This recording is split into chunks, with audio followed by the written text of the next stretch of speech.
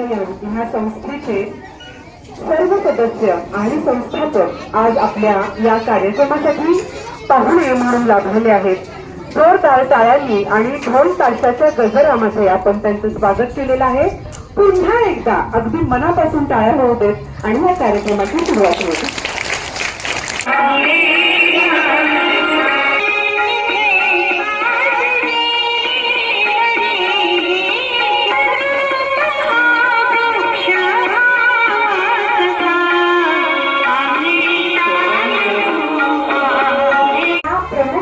मी तुम्हाला आज ओळख करून देते. आपल्याकडे सेवा निलयम ही एक संस्था आहे आणि ती संस्था स्थापन करणाऱ्या ऐश्वर्या वसंत मुनीश्वर मॅडम आज आपल्या कार्यक्रमासाठी लाभलेल्या आहेत. जोरदार टाळ्या.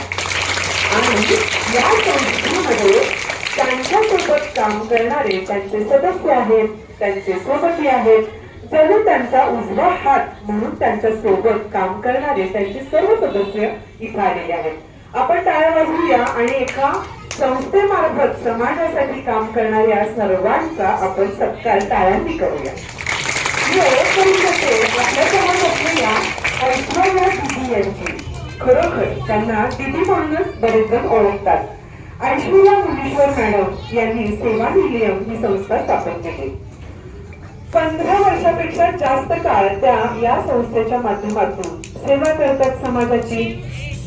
आता थोडक्यात त्यांच्याविषयी सांगते ना. तुमच्या समोर बसल्यात तुम्ही पाहिलं त्यांना. त्या राष्ट्रीय फुटबॉलपटू आहेत बरं का. बास्केटबॉल सुद्धा त्या खेळतात. बाईक रायडिंग करणे ही त्यांची आवड आहे. तर उंच कडेकपारी डोंगर रांगा सर चढून जाणं अर्थात ट्रेकिंग करणं हा त्यांचा छंद आहे. बघा तुमच्या समोर किती आदर्श अशी व्यक्ती बसलेली आहे. महालक्ष्मीचं मंदिर अर्थात आपली अंबाबाईचे ते श्रीहक्क पूजक हक्कदार पूजक सुद्धा आहेत. साप म्हणजे साप त्यांनी पकडलेले आहेत. सर्पमित्र म्हणून अशा प्रसंगात सगळा समाज त्यांना पहिल्यांदा फोन लावतो आणि मॅडम तुम्ही या आमच्या घरी आमच्या अंगणात शेतात आम्हाला साप दिसलाय. साप सहज त्या पकडतात. त्यांना न मारता त्यांना अगदी छान अधिवासामध्ये सोडून देतात. अशा त्या सर्प मैत्रीण आहेत बर का. समाजामध्ये अनेक गरजू आहेत, दिव्यांग व्यक्ती आहेत. त्या सर्वांसाठी दिवसाचे 24 तास त्या धावून जातात. अगदी अंधारा रात्री सुद्धा जरी कोणाचा फोन आला की दीदी मदत. सेवा निलयम ही संस्था आज गौरवार्थ आहे आमच्या सर्वांसाठी. एवढीच त्यांची ओळख नाही बरं का. कोविडच्या काळामध्ये आपण सर्वजण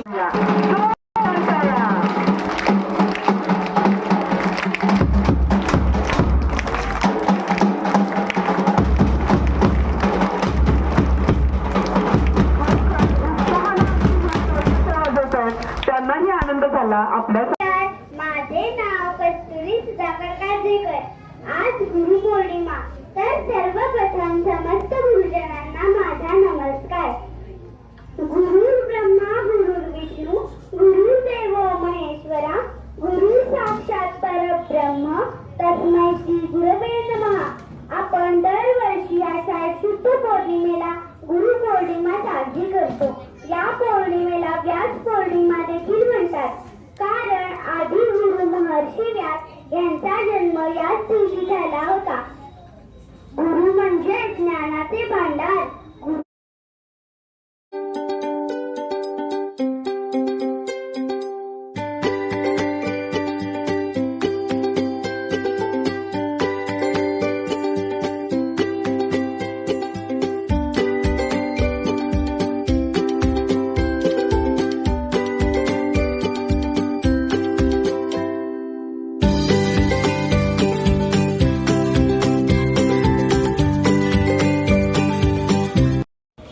आता सगळ्यांनी तुम्ही एवढा वेळ बसला आहे, सगळं झालं. आज गुरुपौर्णिमा. मुळामध्ये तुम्ही जिथं शिकताय तो कुणाचा वाडा आहे? गुरु महाराजांचा. ते काय होते? गुरु होते. तुम्ही तिथंच शिकताय. आता तुम्ही शाळेत असच तोपर्यंत शिकणार आहे का सगळेजण? नाही. माणूस हा आयुष्यभर विद्यार्थी असतो.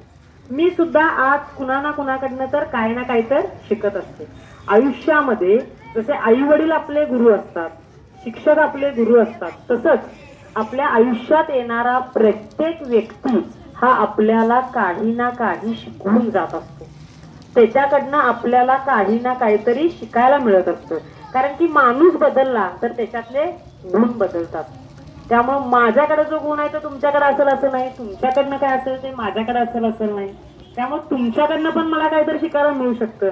असं काही नाही गुरु हा मोठाच असेल, तो एखादा लहान व्यक्ती सुद्धा असू शकतो, त्याच्याकडनं आपल्याला काही ना काही तर शिकायला मिळू शकतं. दुसरी गोष्ट, आता तुम्ही तिथनं शिकून खूप मोठे व्हाल, प्रत्येक जण काही ना काही तर शिकाल व्हाल जाल, तर मला सांगा, विंदा करंदीकरांची एक कविता आहे, देणाऱ्यानं देत जायचं, घेणाऱ्यानं घेत जायचं, देणाऱ्यानं एक दिवस घेणाऱ्याचे हात घ्यायचे. म्हणजे शाळेच्या उपक्रमाची सुरुवात इतक्या सुंदर अशा ह्या व्यक्तीमुळं आणि ज्याचा आदर्श आपण खरंच सर्व विद्यार्थ्यांनी घेतला पाहिजे. मुलींनी तर अवश्य त्यांचा आदर्श घ्यावा की ह्या ताई कशा आहेत आणि किती मोठं काम करतात. तर मी खूप त्यांचा आभार मानते की आमच्या शाळेची जे उपक्रमशील शाळा म्हणून आपली शाळा गौरवली जाते आणि वेगवेगळे उपक्रम आपण करत असतो शाळेतर्फे. तर या कार्यक्रम या त्यांनी काम केलेलं आहे. मी सदैव आमची शाळा त्यांची ऋणी राहील आणि एक आदर्शवत ह्या व्यक्तीचं आदर्श सर्वांनीच आपण घ्यावं अशी ग्वाही मी देते सर्वांना. आणि मी इथं माझे 2 शब्द मनोगत पूर्ण करते. या वर्षामध्ये पदार्पण करत आहे. पहिली बालमंदिर पासून 1ली ते 7वीची मराठी माध्यम आणि सेमी माध्यमची ही माझी शाळा आहे. हे आमचे सगळे चिमुकले, यातले काही विद्यार्थी आज गैर आहेत. अगदी